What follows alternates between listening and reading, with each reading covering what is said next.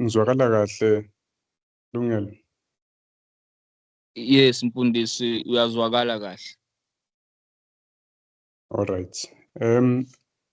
So i-topic enginikiwe ukuthi ngikhulume ngokuthi ulibona kanjani ibandla eliphilile nokuthi kubaluleke ngani ukulijoyina. So-ke mhlambe masiqala nje abaningi bazoyazi incwadi kaMark Dever okuthiwa i-9 Marks of a Healthy Church. Kunezinto ayibalayo lapho uMark Dever, sikufundele nje zona first ngaphambi kokuthi ngingene kulokhu mina engifuna sikhulume ngakho. Uthi ibandla eli-healthy ulibona ngokuthi lishumayela expositionally, okuchaza ukuthi abazakheli nje intshumayelo bayithathe eBhayibhelini bachaze iBhayibheli. Lishumayela i-gospel doctrine, okusho ukuthi bayaligcizelela ivangeli futhi i-doctrine yabo iqondile, enye indlela ukuthi i-sound doctrine abachezuke ezwini kaNkulunkulu. Okwesithathu, bane-biblical understanding yokuphenduka nokuvangela. Abacabanga ukuthi ukuphenduka uku-enjoya nje music bese uthi uyajoyina ibandla noma ngoba nakho umndeni wakho ukhona then nawe siya-assume ukuthi uphendukile. Khona amabandla anjalo ujoyina nje isinoma kanjani, kodwa a healthy church line-biblical understanding ukuthi umuntu kufanele ezwe ivangeli, ayibone ukuthi uyisoni, akholwe ukuthi uJesu wafela izono zakhe, amethembe uJesu, aphenduke ezonweni, afunde ukumlandela. Number 4, a biblical understanding of church membership. Ibandla eli-healthy ngokusho kaMark Dever uthi liyakwazi ukungenisa abantu kwi-membership, kodwa ukuba i-member kusikhona nje ukubhalwa kwegama kwi-roster, kodwa uya-participate ngempela ebandleni, u-committed futhi ibandla liyakulekelela, liyakukhuza mawona and so forth. Number 5, abale i-biblical church discipline. Ibandla eli-healthy liyakhuzana umuntu ma-ona, limcorrecte, limbuyisele endleleni. Leyo nto leyo aliyekelelani nje ukuthi umuntu aqhubeke ezonweni zakhe noma eyilunga lebandla.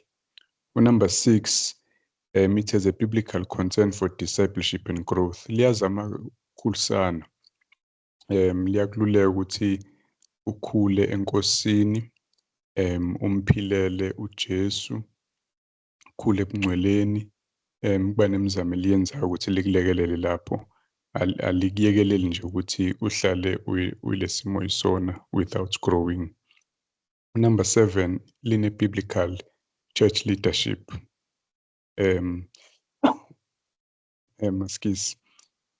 Linobuholi obukhwalifayayo ngokweBhayibheli.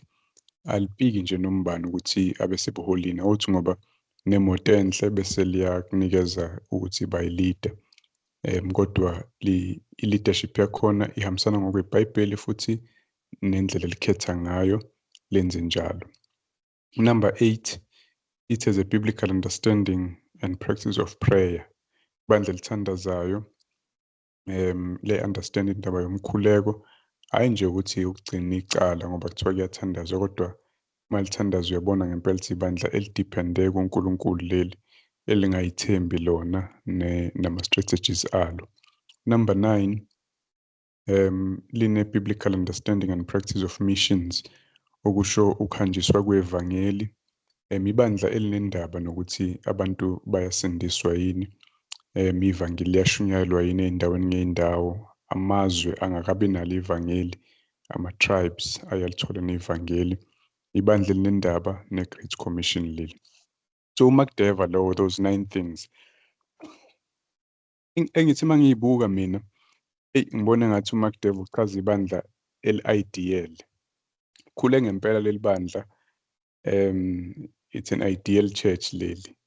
Ngicathi yena owakho healthy, ulo healthy mangathi uqhathanisa umzimba womuntu, isigora lesi esine 6 pack nama-biceps aqhantsha imithambo, low healthy to the extreme lo chaza uMakteva. Engifuna ukwenza briefly namhlanje ukukhuluma mhlambe ngama basics ukuchaza umuntu onjengathi yabona ngiselikakapane na six pack nani kodwa ngihealthy abaningi bethu sinjalo la linjani malinjalo lingesiyo uSuperman angisho ukuthi ku-impossible ukuthi ibandla libe njengoba uMakteva lichaza noku-possible kodwa amabandla lawa are-well established izinto zawo zin order njengendlela amabandla exemplary for other churches yini ama-basics yini esingayibala njengama-basics yebandla eli-healthy bese ngithinta namavesi akhona uma ngisebenzisa uMatthew 28 verse 19 to 20 ngoba leyana amazwi okugcina uJesu awakhuluma lawana ayisamari enhle ukuthi uJesu ulindele ukuthi ibandla libe njani. Ngakho-ke hambani nenze izizwe zonke abafundi nibabhabhadise egameni likayise nelendodana nelikamoya oyingcwele nibafundise ukugcina konke enginiyale ngakho. uJesu usho njalo. Ibandla analo emqondweni uJesu ibandla elizokwenza izizwe abafundi. So ibandla abantu abathi uma befika kulona bakwazi ukwenziwa abafundi bakaJesu. Kuyasindiswa kuleli bandla leli. Abantu balizwa ivangeli bakwazi ukukholwa uJesu basindiswe uma bekuleli bandla. Okwesibili, nibafundise ukugcina yonke enginiyele ngakho. Ibandla eli-healthy ibandla abantu abathi uma bekulona bafundiswe ukugcina yonke into uNkulunkulu abayale ngayo. Ngicathi it's a good definition of a healthy church. Ufika uthola insindiso, ube umfundi kaJesu, bese uyaqeqeshwa, ulekelelwe ukuthi uphile ngendlela uJesu asiyale ngayo kuzona zonke izinto. Uphile ngobungcwele, useve ebandleni, ubalekele izilingo, impilo yakho ibe yilendlela uJesu asiyale ngayo. Testament elisha lonke uJesu imiyalo yakhe ibandla likusizayo ukuthi wenze njalo. So singabeka kanjalo. Now I think kunezinto eziwu-3 ey'dingakalayo uma ibandla lizoba njalo, ama-basics lawo. Ngiyayithanda i-9 marks kaMakteva, kodwa masikhuluma ngama-basics nje laba ba-healthy kungenzeka ukuthi khona umkhabanyana mbijana. Kodwa u-health akaguli yabona, asikhulumi ngalo ongapheli ejimini la. Number 1, ngicathi kufanele libe ne-biblical teaching. Ibandla eli-healthy kufanele lifundise iBhayibheli. Number 2, kufanele liyenze indaba ye-church discipline. Ngizochaza indaba lezinto ngicathi zibalulekile. Number 3, kufanele libe nobuholi obiblical, especially ama-elder. Kufanele libe nama-elder aqualify ngokweBhayibheli. So 1, alifundise iqiniso. 2, alidisciplinane, liqondise igwegwe. 3, alibe nobuholi, especially i-eldership equalified ngokweBhayibheli. Asithinte-ke quick lezo zinto zontathu. Leyo kufundisa iqiniso. Ngicela nje usibamba amavesi ambalwa la. 2 Timothy chapter 3. Ngizofunda khona manje uverse 15 kuya ku-17 ubuvula. Iqiniso ilona eliholela ekutheni abantu basindiswe. Ilona eliholela ekutheni abantu bakhule enkosini. Ilona eliholela ekutheni abantu bagcine befikile ezulwini bakwazi ukubekezela ekukholweni kuze kufike ilanga lokufa noma ilanga lokubuya kukaJesu. Yonke leyo nto yenziwa iqiniso. Uma lingekho iqiniso, ibandla alikwazi ukuba healthy. Angeke libenze abantu abangena kulona basindiswe, ngeke libenze bakhule enkosini, ngeke libenze bakwazi ukungena ezulwini. Ngakho there can be no health without ukufundiswa kweqiniso kweBhayibheli. Ukufundiswa kufanele kube correct, kube clear, kugcizelela ivangeli.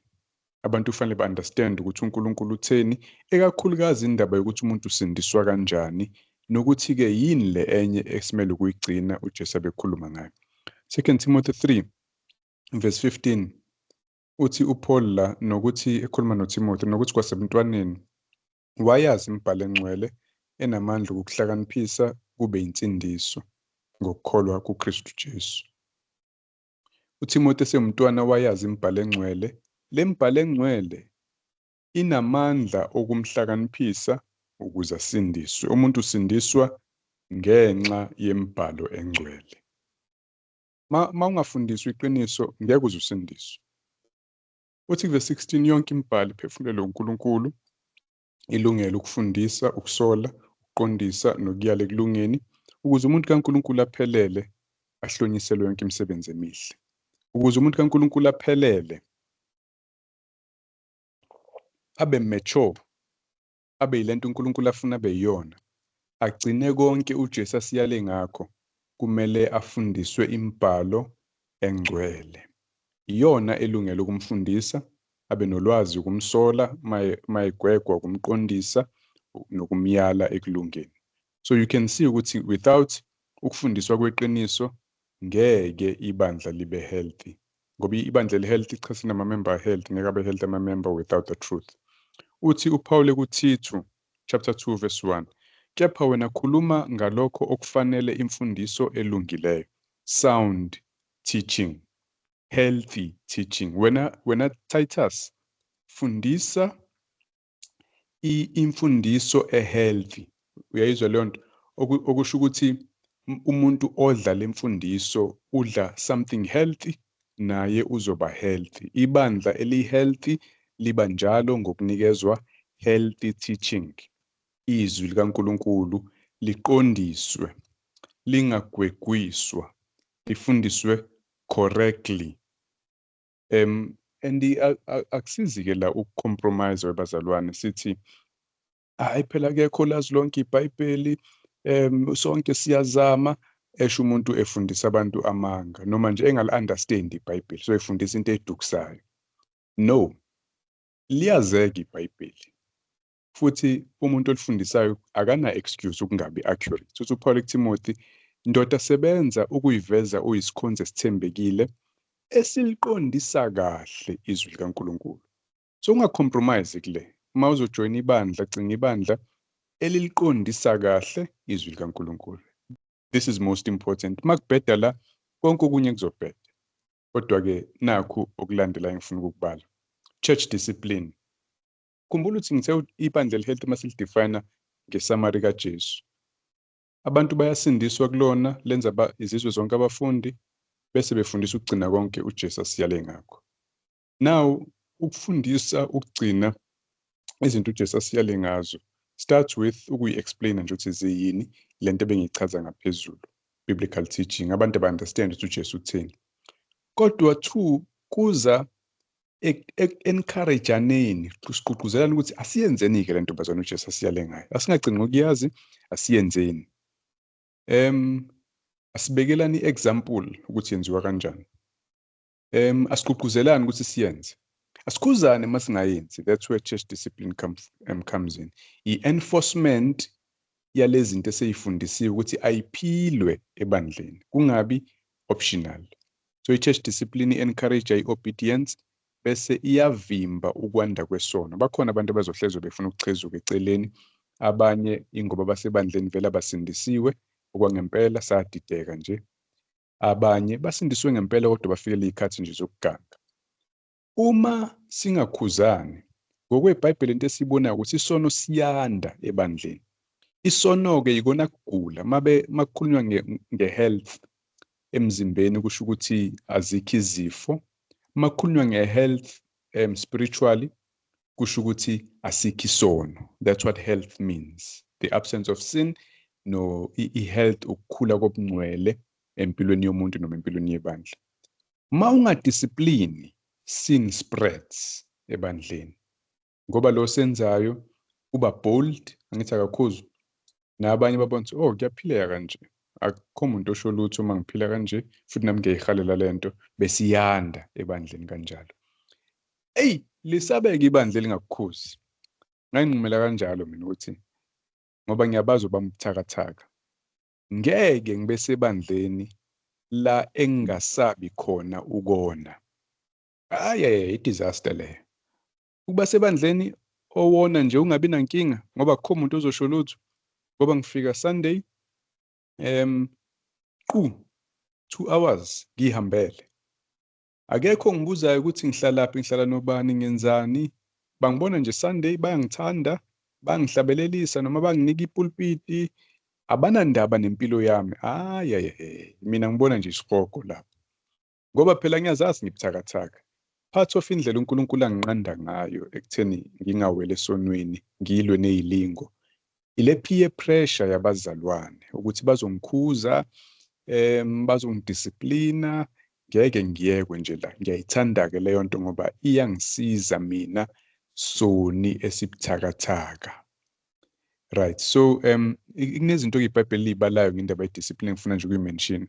For example lithi ayingabi partial, ayingakhethi ubuso bomuntu, asingadisciplini abangeyilutho siwayeka ama-elder ngoba phela yikhulu zebandla lezi kuzothiwa ma discipline zona ibandla lizohlakazeka noma unemali lo akakhuza umuntu onemali uzohamba nomnikelo nje.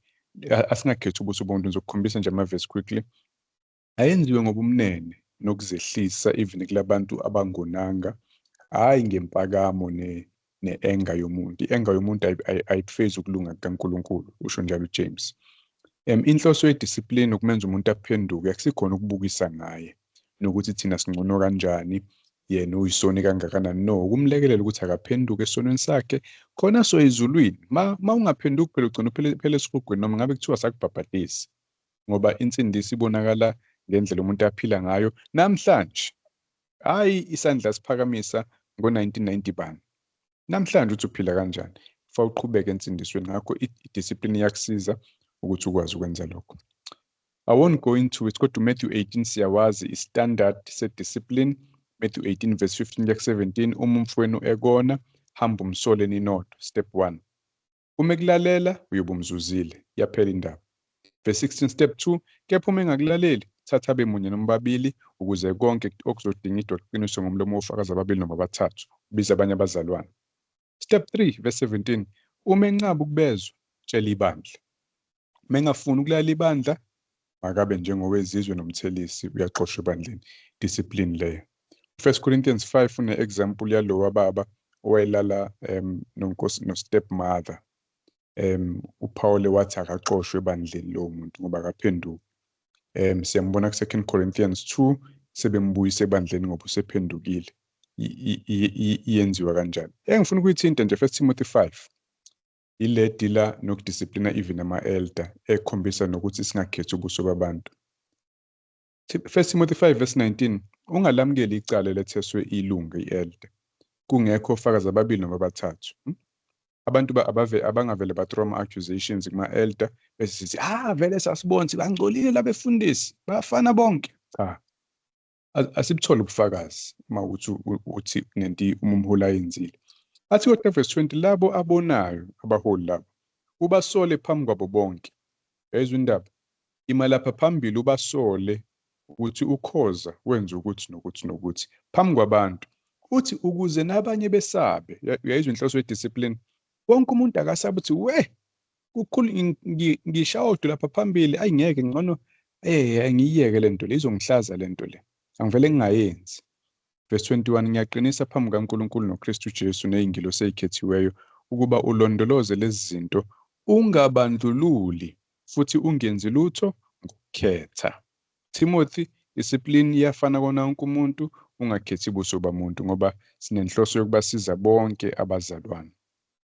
So that's the second thing. Angisihamba nami.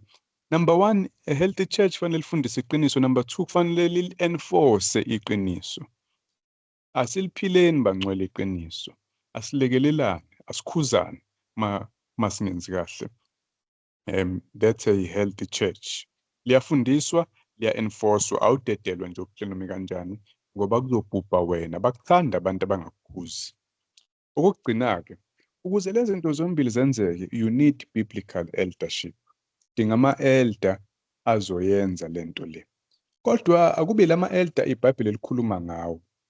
Now, uma iBhayibheli siyala ukuthi ama-elder wabe njani, ningi izinto ezishiwe kodwa ungayisummarize ngamagama amabili. 1, awabe mature. Ama-elder amaKristu akhulile enkosini, that's it. 2, awakwazi ukufundisa. So you're looking for mature men abakwazi ukufundisa. Umature uchaza nje ukuthi umuntu oyiphila impilo yokukholwa, phila ngobungcwele, uyisibonelo kwabanye abantu. Akekho perfect, kodwa impilo yakhe yalandela kuyisibonelo kwabanye. Uma ungabakhethi aba-mature, abaphila ngobungcwele empilweni yabo, ukhetha abantu abangaphili ngobungcwele, bazosebenzisa iposition yabo ukwenza izinto ezingcolile. Siyabaza abefundisi abenze njalo. Le position asekuyona manje imnika ithuba ezimalini, imnika ithuba kuma quote unquote counseling sessions nabantu besifazane eyedwa bayamthemba vele abantu. Ningi ukungcola kwenzekalayo uma ukhetha umuntu ongakhulile enkosini, osaxakwe izono zakhe ney'nkanuko zakhe, wamnikeza ubuholi. 2, uzoba yi-example ebad nje bese iyanda lento yokonakala ngoba kuthatha umuntu oyixakekele ezonweni, akaphile ungcwele, wamnikeza isikhundla. Bathi kusho ukuthi this is the standard. Number 3, uzongayenzi i-church discipline ngoba isigangi asiyikhuze ezinye izigangi. Instead kuya-cover upwana, bayafihlana bazenze emakhoneni izinto ngoba lokhu kufanele ngabe uhola ibandla in disciplining izinto ezirongi kuqondiswa igwegwe. Ugwegulwe kayena uyasabaka ukuthi enze into naye kuthiwa ngesingisi liyabaleka igama kodwa manje ezoveza usinaye uyasoleka. 4, ngeke-ke bayifundise i-sound doctrine. Le nto besikhuluma ngaso sifa ifundise i-sound doctrine ngeke uyifundise ngoba i-sound doctrine iyakusola phela. So uzongayifundisi lezi zinto ey'shaya yena ngoba ufuna ukuprotecta le mpilo ayiphilayo. Uyabona-ke izathu ungalokothi ukhuphule umuntu ongekho godly. Ama-qualifications siyawazi bazalwane lapha ku-1 Timothy 3. Ngizama ukukusummarizela nje ukuthi afuna umuntu okhulile enkosini, not perfect kodwa above reproach. Usho njalo 1 Timothy 3 verse 1, lithembekile lelizwe lithi uma umuntu efisa ukuba umphathi, an overseer, bishop and umfundisi lo. Ulangazelela umsebenzi omuhle. Kuhle ukuthanda ukuba umfundisi. Abantu abahalela ukuba umfundisi. Noma nivayela ama-mic ngicela u-amen webhesi lapho. Halelani ukuba umfundisi madoda. Verse 2, ngakho-ke kufanele ukuba umphathi abe ngumuntu ongasolekiyo. Bese yachaza ukuthi akasoleki kanjani. Uyindoda emfazi munye, uyindoda eyikhuza ine-self control, iyayithiba, ihloniphekile, iyayithanda iyihambi, ayiyena umuntu odakwa utshwala, ayiyena izidlove uphuma silwe, umnene, akanalo uchuku, akayithanda imali, uphatha kahle umuzi wakhe.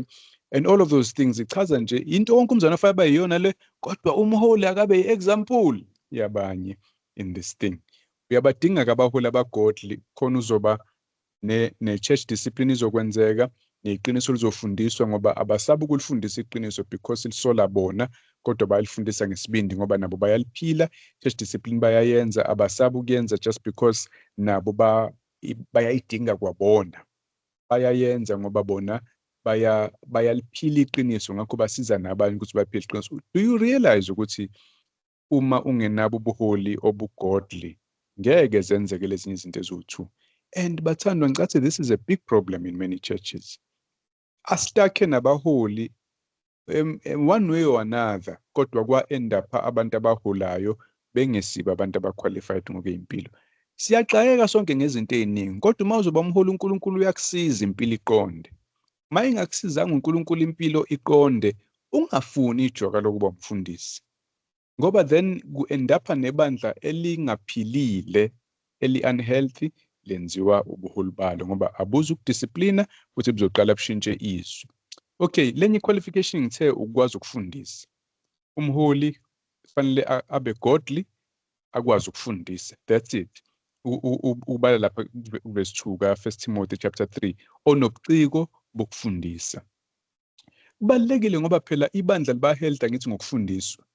Manje udinga abaholi abakwazi ukufundisa. Sengake ngawubona-ke mina amabandla, sengake ngaba sebandleni la okunama-elder khona angakwazi ukufundisa. Naw akukhona ukuyiphakamisa bathanda ukuthi lo uyakwazi, lo akakwazi. Sonke siyayazi leyo nto leyo.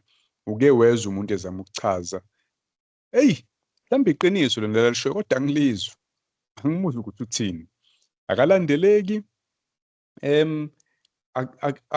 awusizakali nje mayikade ukukhuluma, noma ngakhuluma 2 hours kodwa uphuma unwa ikhanda ngoba mhlambe impilo yakhe ibheda, mhlambe uphila kahle nje uyi-example ekuphileni, kodwa akaphiwanga ukwazi ukucabanga clearly ngeyimfundiso zeBhayibheli bese yayithatha ayihlakazela abanye ngama-bite size adlekayo abantu bakwazi ukusizakala. Isiphiwo angasitholanga leso.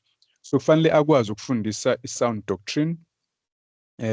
Mayengakwazi ukufundisa ibandla lizolamba, uzoba isibonelo yebo ngempilo yakhe, kodwa akakwazi ukuchaza ibandla-ke aliphiliswa isibonelo kuphela, lidinga izwi likaNkulunkulu. Abantu baphila ngezwi likaNkulunkulu, kufanele lichazwe, lifundiswe, ligcizelelwe, lichazwe, kuphendula imibuzo, abantu ba-understand. Umuntu uphila ngawo wonke amazwi aphuma emlonyeni kaNkulunkulu. So those are the two qualifications zama-elder. So those are the three things engicathi mina zibalulekile for a healthy church. Ngifuna-ke very briefly ukuthinta ukuthi why kubalulekile ukuba i-member of such a church. One, ngoba ma ungasiyi-member yebandla eli-healthy, ngeke ukwazi-ke na ukuba healthy. Uzoba healthy kanjani wena ma ungatholi ukusizakala ebandleni eli-healthy? Ngoba phela ukuze ube healthy udinga ukufundiswa iqiniso. Ma ungalifundiswa iqiniso ngeke ube healthy.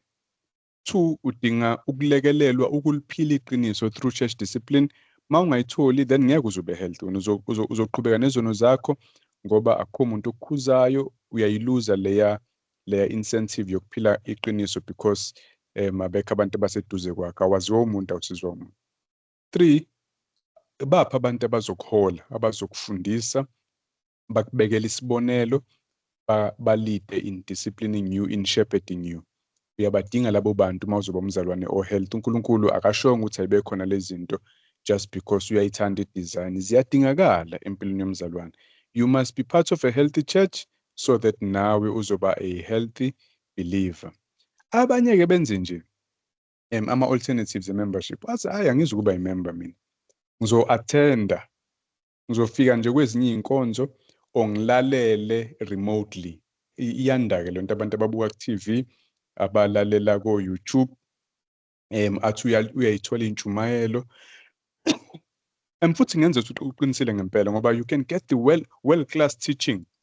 Nami abantu engibalalelayo bey'ntshumayelo abangazi, asikaze sihlangane, ngibalalela nje la elentuzeni ko-internet, o-John MacArthur no-John Piper, ngifundeke kubona, asikaze sihlangane. So you can really get good biblical teaching online. Kodwa what you miss out on ile element ye-church discipline ne-leadership. Ngoba uyalazi iqiniso kodwa ayikho into ekugqugquzelayo ukuliphila iqiniso ngoba usabi muntu. Futhi akukho umuntu oseduze nawe oku-encourageayo athi asiyenze lento mfethu, iyenzeke, yabo nami ngiyayenza. Wena ngoba uyiphilela wedwa awunayo leyo nto ekugqugquzelayo futhi awunqeni ukona ngoba vele akukho umuntu ozokubuza. And therefore uyithola uhluleka ukunqoba ama-addictions akho, uyithola uhluleka ukunqoba ama-habits aphambene nentando kaNkulunkulu onawo. Sonke siyayidinga leya peer pressure yabazalwane, lento yokusaba ukuthi bazothina abazalwane, siyayidinga sonke. Ngiyalingeka kodwa mangase ivele lento le ngiyothina, angivele ngiyiyeke. Siyayidinga sonke leyo nto. Ma ungasiyi-member, you lose out on that. In fact, ingakho abantu abaningi bengaba ama-member, basuke bebalekela exactly this thing. Usuke efuna ukuvikela izono zakho umuntu, akafuni ukuyiyeka. Uyahalela khona ukuzwa intshumayelo, sometimes uyahala umusic bese eyavakasha. Usabathe uthi hey bo, sixoxe phela nge-membership. Angisho ukuthi bonke banjalo, khona abantu ezafuna baba ama-member like Khanyeni, ningathi ngisho kuningi. Kodwa there are many people abanje abajoyini ngoba abafuni ungena empilweni zabo ngoba kunezinto abayiprotectayo lapha empilweni zabo. Ilimaza wena-ke uma umuntu onjalo. Uyabadinga abantu abazokucefezela, oma-ke wamosha unkosikazi, usaba ukuthi uzotshela ibandla. Leli bandla alizibi, abazibi labefundisi bafika qathatha bazoyixoxa indaba. And therefore bese yabona uyiphatha kahle, iyakulekelela lento. It's good for us bathanda, it's good for us. Right, amabandla angayisolva kanjani lenkinga labantu abagqugquzayo? Awabagqugquzela abantu ukuthi ababe ama-member. Kodwa futhi ngiye ngithi mina manje, yazi umuntu ovakasha njalo somtreat-a njenge-member. So uma uvakasha eKhanyeni uyi-regular, mina ngikubona njenge-member. Yes, asiyiqedile indaba ye-membership, kodwa-ke uma uhlezi ukhona sezwa ukuthi khona ukushaya amanzi, i-duty yethu njengabazalwane ukukulekelela. So ke siyokwenza njalo yabona uma ufika ekukhanyeni so kwaluse nathi ngoba uhlezi ukhona la. Yeah, I hope kuyezwakala bathandwa. 3 things engicathi ibalekile mina. Akufundiswe iqiniso, asizane ukuliphila iqiniso ngokuthi sicorrectane, sigqugquzelane nge-church discipline, asibe nobuholi obufanele, especially ama-elder.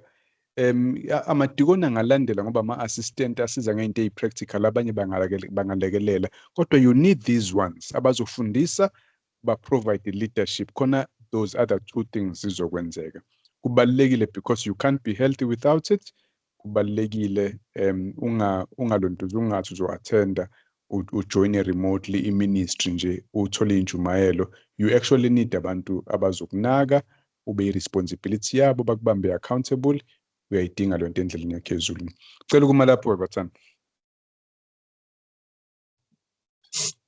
Siyabonga kakhulu mfundisi. Bangcwele sizothatha imibuzo uma ikhona imibuzo. Ngiyacela nje siveze uma ikhona imibuzo.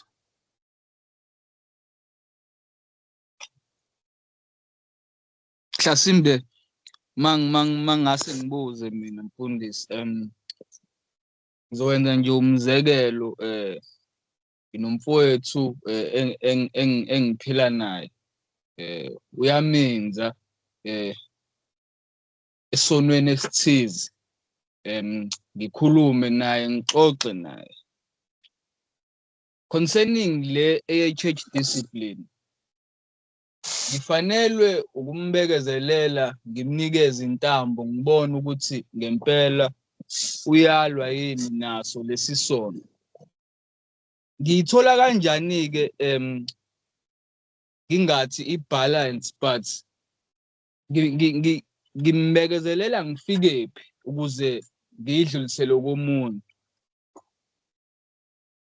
Angazi noma umfundisi uyawuzwa mhlawumbe lo mbuzo engikubuza. Uzwa kahle lo. Yes.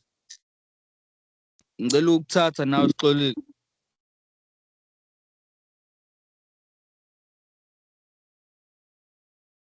Sixolile. Ukuze abazalwane bayangizwa kahle. Yes, siyakuzwa sisi.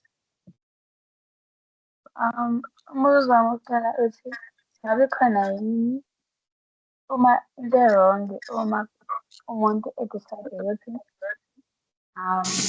ngizoya enkonzweni physically maybe twice a month and then remotely twice a month as well. And then umbuzo wami wesibili about membership. I have realized with many different churches, including mine, I mean, very like formal, like Sixolile ngicela questioning. ukuzwa akuzwa mina lungile noma uyezwakala kuwena. Ngiyawuzwa oqala, ilo wesibili engawuzwa kahle. Oqala uthi kulungile yini ukuthi umuntu athi ngizo-attenda ebandleni physically, ngizoba khona ngokwenyama for 2 months, the other 2 months twice a month. Okay. Futhi amasonto amabili enyangeni, and then futhi remotely, attend remotely amasonto amabili enyangeni. And then the second, yes. And then owesibili umbuzo wami uthi umayelana ne-process membership. Ukuthi I've realized ukuthi it tends to be very formal, like kunama questioning awenziwayo yabo, nezinto efundayo into kanjalo. But bengicela ukubuza ukuthi about the formalities that occurs during a membership process. Sithathelaphi ezweni, because ngike ngizwe kuba ukuthi kunezinye izinto that are limited to umzalwane regardless of ukuthi umzalwane wabhabhatiswa uyakholwa ukuthi insindiso iza ngomusa ngokukholwa uJesu Kristu, but angeke akwazi mhlawumbe ukufika ebandleni aseve ngoba akalona imember. Angeke akwazi mhlambe kunezinye izinto like what ngiyakwazi ukudiscipline ngoba akalona imember. What else? I think mina in my knowledge I thought umuntu umzalwane regardless of the formalities mevumile ukuthi uyakholwa uJesu yonke into umzalwane yenzeka kuyena nakuyena izokwenziwa regardless of the formalities. So about membership kukuphi eBhayibhelini la sithola khona ukuthi kumele kuze kwenziwe wonke ama-formalities lawa wenziwayo for i-membership, otherwise umuntu mangenzekwanga lokho kwabhalwa phansi ukuthi uyi-member angeke akwazi ukuthi adiscipline, angeke akwazi ukuthi aseve ebandleni, yebo into ekanjalo.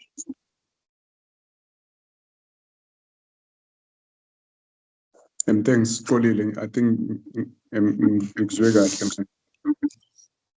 Ngaphendula Lunga. Yes, ungaphendula mfundisi. Qale ngalo wakho-ke. Umbekezela kangakanani? Ngilukele mhlamba womute angazi noma yakho le edala i-effect.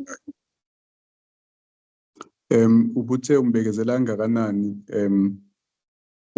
umzalwane before u-include abanye. So I'm assuming ukhuluma ngoMatthew 18. Step 1 angithi umuntu mayona ufika umkhuze wena umbonile. Step 2 ukuthi mayingaphenduki then ubiza abanye. Ubuza ukuthi wena mfake kube isikhathi singakanani udila naye wena uwedwa before ubiza abanye. Akasho uJesu ukuthi uzomkhuza once bese ubiza abanye noma twice or 1 day or 2 weeks, akasho. I think i-assumption nje ukuthi mawubona ukuthi yazi lo akaphenduki lo akangizwa mina mangingedwa, whether usamkhuze kanye as soon as ubona ukuthi okay akayingeni indaba yokukhuzwa yimina, uyaqhubeka esonweni sakhe, ngoba khumbula inkinga la ukuthi njengoba eqhubeka ubeka ukukholwa kwakhe engozini yena. Ngenzeka ukuthi iy'nkomba zokuthi uyawa enkosini, mhlawumbe akakaze akholwe, udinga usizo, uyagula lo muntu, is dying, and uyahluleka ukumsiza wena. So uyamtholela more people to help, bafake i-pressure, mhlawumbe abe ngcono. Kodwa enye inkinga oyinqandayo uzospreada phela kwabanye. Njengoba eqhubeka nje ela enkonzweni kodwa engayiyeki lento erongi, nabanye izothathela kuPaul ukhuluma kanjalo, anazi ukuthi imvubelo encane ivukumalisa yonke inhlanga. Bad behavior corrupts good character. So as soon as ubona ukuthi akulungi then ubiza abanye. Nami ngiyeke-ke ngibeke umthetho ukuthi akube into engakanani uJesu engashongo, kodwa i-guideline leyo mase umbona ukuthi hayi akasizakali la kumina, akafuna ukungizwa, then ubiza abanye. Sixolile ubuza ukuthi one khona inkinga muzwa twice a month physically and then twice remotely. Alisho iBhayibheli lithule likhuluma nje ngokuthi ningakuyeki ukuhlangana kwenu njengomkhuba wabanye, khona babe nomkhuba wokungahlangani. Angazi ayithini theology yabo, mhlambe angibadingi mina abazalwane, I can do this on my own, ngathandaza ekhaya ngayifundela iBhayibheli, mhlambe ngayithola ney'ncwadi abayibhalile uPaul ngiyifundele. Something like I can listen to sermons on my own, I don't need the church. Uthi-ke umbhalo encwadi yamaHebheru ungakwenzi lokho, ungakuyeki ukuhlangana kwenu. Akashoyo kodwa ukuthi kumele nihlangane every single week or every day. Khona amabandla ahlangana every day or twice a week or 3 times a week, amabandla awafani. Okubalulekile nje ukuthi ukuhlangana nabazalwana akube yiphathi yempilo yakho, kube into e-regular. If ngenxa yomsebenzi or whatever the reason yakuphoqa ukuthi kuye umise some Sundays, iBhayibheli alikubeki isona ngokwenza njalo, kodwa umzalwane uwuhlobo lomuntu okujwayelekile nje uhleze ekhona ebandleni, umuntu ohlanganyela nabanye abazalwane. So whether it's twice a month or once a month, abanye ngenxa yemisebenzi abanayo, kodwa into yakhe ukuhlanganyela ebandleni. Azizame ukuthi kube every week ngoba i-schedule esazakhelana njengamabandla kodwa kasizukuba legalistic sengathi uNkulunkulu ushayela umthetho ngalokho. Usangaba imember ngamemazi usixolile ubufika twice a month buye ujoine remotely for ama-reasons athize. Kodwa-ke ukuvila phela ukuhlanganyela is always the first indication yokuseklisha kwesono empilweni yomuntu. Uyaqala ukubanda ekukholweni kwakhe ingakho sebancane abazalwane. Akayilangazeleli indaba yokuhlangana nabangcwele ngoba akasamlangazeleli noNkulunkulu. Usenaka into zezwe and so forth and so on. It's usually the first indication ukuthi uqala ukubhedela. And then lo wesibili, very good question Sixolile. Nami ngiyaye ngibuye ngobuze lo mbuzo ukuthi lezi zinto asebezishoyo manje bayithathaphi. Kukhula zo Macdeva. uMacDev uyena ofamous obhale kakhulu indaba ye-membership, u9 Marks uyayiphakamisa kakhulu indaba ye-membership, and I think mina baze beqise kokushiwa yizwe. So one ezwini awuzukuyibona i-formal membership for a few reasons. One, ibandla was all under the apostles. Abapostoli babesaphila, so wonke umuntu wayewumKristu wayengaphansi kwebandla labapostoli. It was centralized in that way. So akekho umKristu owayengekho under one leadership of abapostoli, even though kwakhona ama-local churches everywhere ezolidwa ama-elder lawo ma-local churches. Kodwa-ke noma yayingekho formal membership, ama-elder ase-Efesu ayazi ukuthi obani abazalwane babo base-Efesu.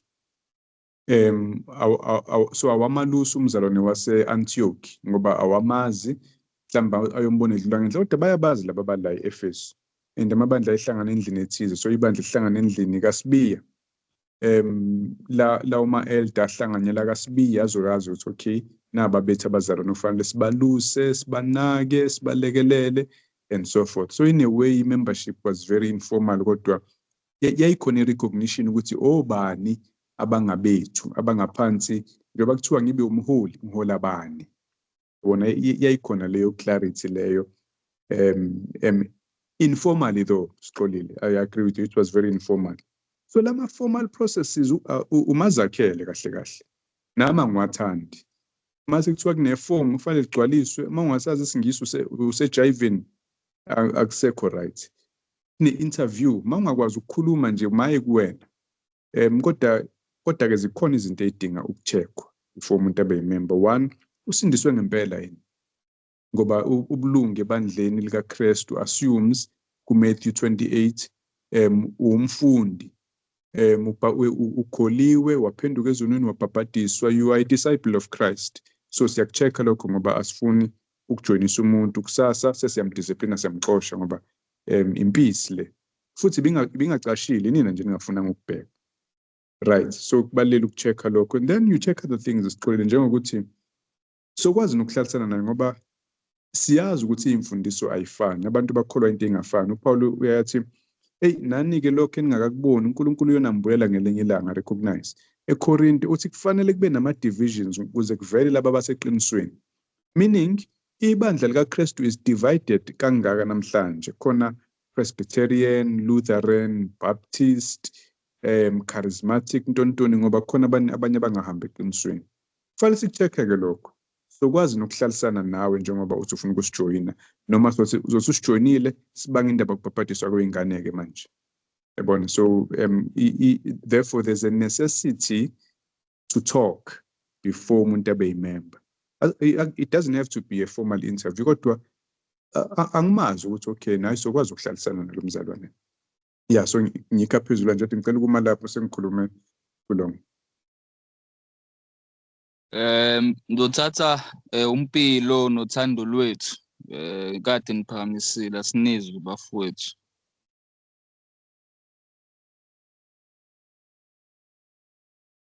Asibingelele bazalwane, siphinde sibonge Mfundisi Khosi ngamazwi engicela ukuthi abedinge ukuthi umuntu awezwe. Nginemibuzo la ewu2. With regards to indaba yokuba ipart yebandla ukuthi kunaleli gama leli local church ukuthi is it wise or is it something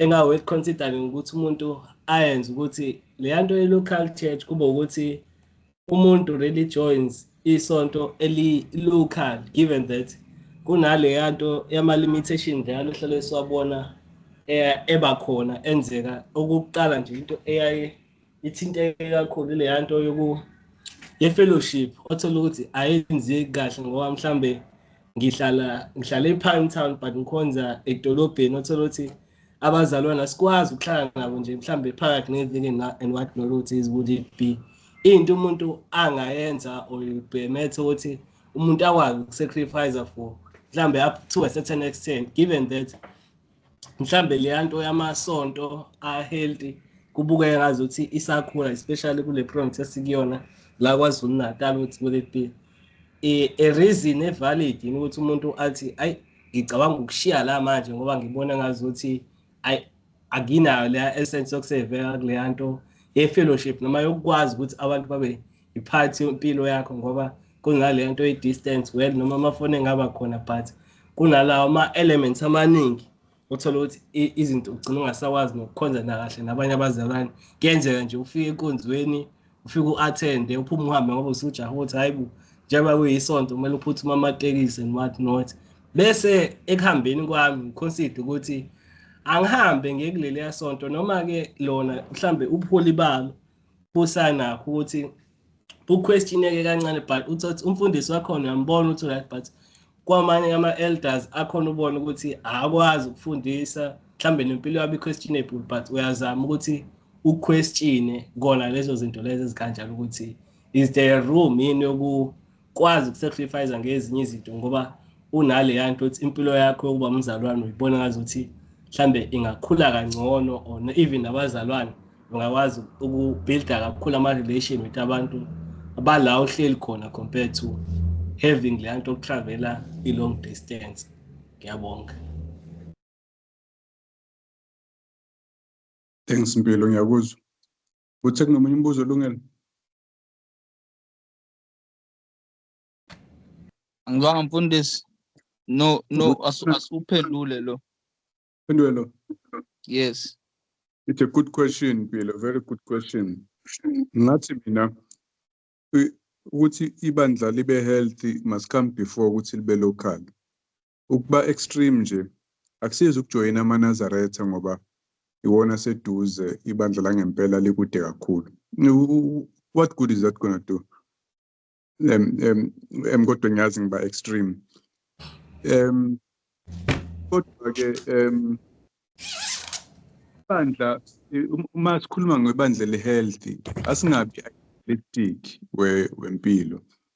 Asingathi kufanele kube nama-elder abe plural abe more than one. Wonke must be world-class teachers and abantu aba-exemplary ngendlela ehlukile, e-unique, akukho lutho okuquestionable and so forth, and then i-discipline yabo ibhalwe ngisho odongeni, i-biblical teaching yabo they rival the best.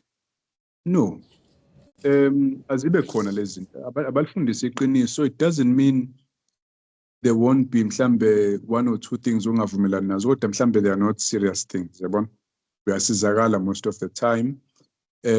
Ubuholi bukhona, mhlambe they are not the best teachers, khona kodwa umuzwe mayishumayelo uyasizakala, it's fine. Kodwa ungahlali kotsotsi, abanye bazona bahlala nje baholwe otsotsi, ngiyangisho kanjalo. Utsotsi lo uyabakhuthuza, utsotsi uyashela lana ebandleni noma enayo inkosikazi. Uyabona nje ukuthi there's no reason to be led by umuntu nje kunokuthi akusize uzokucorrupta wena, so ngcono utraveleke makunjalo. Kodwa yes, I agree with you, it's best if ibandla liseduze nala uhlala khona, kodwa ke sometimes makungenzeki ku-right ukutravela for the truth. Mhlambe angimi lapho. Mhlambe i-follow up ngiyade ngithi ngine-2 i-meta ye-language mfundisi into engayiconsider futhi nayo ukuthi mhlambe ngokukhula i-English ngiyayizwa khona makuthiwa iyakhulunywa, but ngiyabona ukuthi makuculwa ngibe nale yanto yokuthi mhlambe angi-edifyeki mina ukuthi into engamele nginake leyo noma into engamele nginake, so long as i-teaching mhlambe i-right yaleyo ndawo, ngoba kunayo leya nto ye-language barrier ebuye ibe inkinga kokunye ukuthi i-preference does it matter, or as long as i-truth ikuyiyona eculayo kuyimina emele mhlambe ngihambe ngijwayele ne-rhythm yokucula kwamaculo esingisi, but uthola ukuthi nje ngumpilo kanyawo osejwayele nje ukuthi njengoba ngikhuluma isiZulu nokuhlabelela ngikuzwa kangcono uma ngikhuluma isiZulu, or kuyaye kuhambisane ukuthi engazi ukuthi engikusho ngomlomo ngazi ukuthi ngingaba nakho lokho ukuthi ngikuzwe nami lokho ukuthi hayi ngiyadumisa ngempela-ke manje. Ngicabanga it matters Mpilo. Kodwa nakho for ukubalance against other things. Malikhona ibandla wathi khawunka amabhokisi, of course then uzoya kulo. Malingekho then you'll choose the next best elikhona. Uma next best ehlabelela ngesingisi ingekho ikhedeste into yasekhaya itend yabona then uzobekezela ngoba that's the best you can find. Kodwa no, ungayi-downplay leyo nto, it does make a difference. One, so iBhayibheli clear ukuthi umuntu ufa understand ukuze asizakale, 1 Corinthians 14. Kodwa-ke noma understand kodwa uthola ukuthi nje i-cultural setup akufitheki kahle, awulijwayele lesiginci nani. So uma ungakuthola la ofitha khona kangcono, usizakala khona kangcono, ku-right ukuthi uye khona. Kodwa-ke uma kungekho noma kukude kakhulu ungcono usazojoyina la. So zama ukubhalansisa, kodwa impendulo yami ukuthi it does make a difference, it does matter. So uku-include uma ukhetha ibandla osuke uzoba yiphathi yalo. Sure. Siyabonga. Ngenxa yokubuka isikhathi Bangcwele, ngizocela ukuthatha ama-prayer request uma ekhona. Khona ofisa ukukhulekiswa ngokuthize, ngiyacela uvele sikhule ndawonye.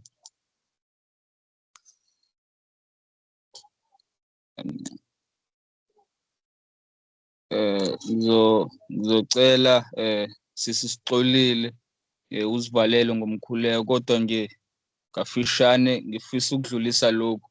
Next week-ke Bangcwele nayi topic esizobe siyibuka, how do we know God exists? Sazi kanjani ukuthi uNkulunkulu ukhona?